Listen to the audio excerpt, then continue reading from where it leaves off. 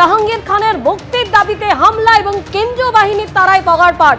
যে ছবি আপনারা দেখতে পাচ্ছেন যে কেন্দ্রীয় বাহিনীর তাড়া খেয়ে একেবারে পুকুরে ঝাঁপ দেয় জাহাঙ্গীর বাহিনী। জাহাঙ্গীর খান তিনি এই মুহূর্তে পুলিশ হেফাজতে রয়েছেন এবং পলতা থানায় আজকে জাহাঙ্গীর খানের স্ত্রীর নেতৃত্বে হামলা চালানো হয়।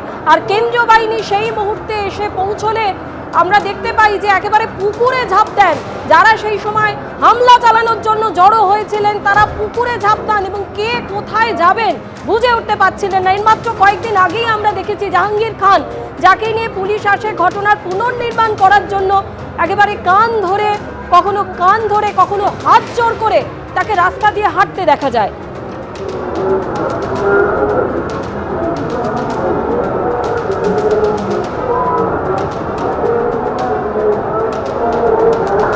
ভোটের সময় আমরা দেখেছি একেবারে পুনর্নির্বাচনের আগেই জাহাঙ্গীর খান তিনি তৃণমূলের প্রার্থী হিসেবে সরে দাঁড়ান এবং তারপরে তার আর কোনো খোঁজ পাওয়া যায়নি। কয়েকদিন আগেই দেখেছি নেপালের পানিট্যাঙ্কি সীমান্ত থেকে তাকে গ্রেপ্তার করে পুলিশ এবং সেই ঘটনাটি একাধিক অভিযোগ জাহাঙ্গীর খানের বিরুদ্ধে, তোলাবাজি সহ একাধিক দুর্নীতির অভিযোগ।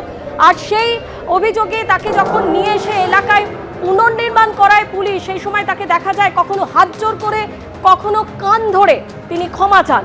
আর অন্যদিকে যে ছবি আমরা দেখাচ্ছি পাশাপাশি কেন্দ্রীয় বাহিনী তারা খেয়ে একেবারে পুকুরে ঝাঁপ জাহাঙ্গীর বাহিনীর, যারা আজকে জাহাঙ্গীর খানের মুক্তি দাবিতে হামলা চালানোর পরিকল্পনা করেছিল।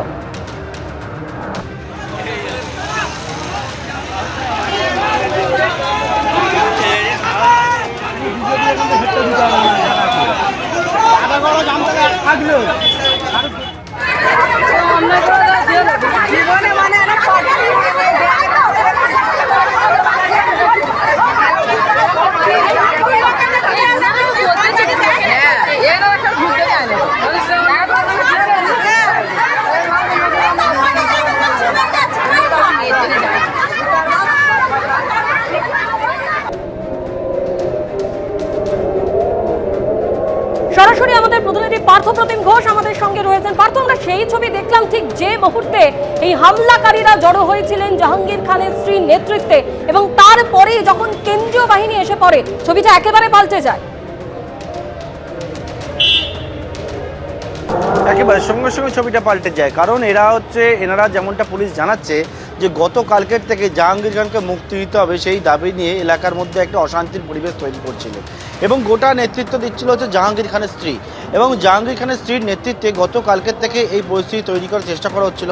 আজকেও কিন্তু সে একই রকমভাবে জমায়েত জাহাঙ্গীর খানের যে জায়গায় বাড়ি বেলসিংহা গ্রাম এবং সেই গ্রামের পাশে রাস্তায় বেরিয়ে তারা বিক্ষোভ দেখাতে থাকে, তারা রাস্তা অবরোধ করতে থাকে এবং তারপরে সেখান থেকে একেবারে মিছিল করে থানার উদ্দেশ্যে রওনা হয়। কি না তাদের দাবি কি যে জাহাঙ্গীর খানের বিরুদ্ধে বুড়ি বুড়ি অভিযোগ উঠেছে, যে জাহাঙ্গীর খানকে ছান এলাকায় ত্রাস হিসেবে পরিচিত হয়ে উঠেছিল, যে জাহাঙ্গীর খান নিজের ভুলের জন্য একবারে পুলিশ যখন তাকে রাস্তায় নিয়ে বেরোচ্ছে সাধারণ মানুষের সামনে যে কান ধরে ক্ষমা চাইছে, সেই জাহাঙ্গীর খানকে ছাড়তে হবে এবং সেই দাবি তুলে একেবারে থানা থেকে জাহাঙ্গীর খানকে বের করে আনার মতো চেষ্টা তারা করতে পারে তেমনটাই মনে করে থানার উদ্দেশ্যে প্রচুর মানুষকে জমায়েত করে তারা রওনা দেয়।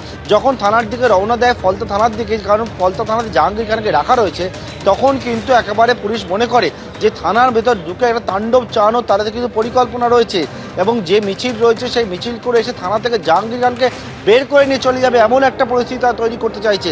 থানার কাছে যখন আসে সেই সময় সঙ্গে সঙ্গে সেখানে উপস্থিত থানার মধ্যে রাখা কেন্দ্রীয় বাহিনী যখন ময়দানে নামলো, পুলিশ যখন ময়দানে নামলো, তখন মুহূর্তের মধ্যে ছবিটা বদলে গেল।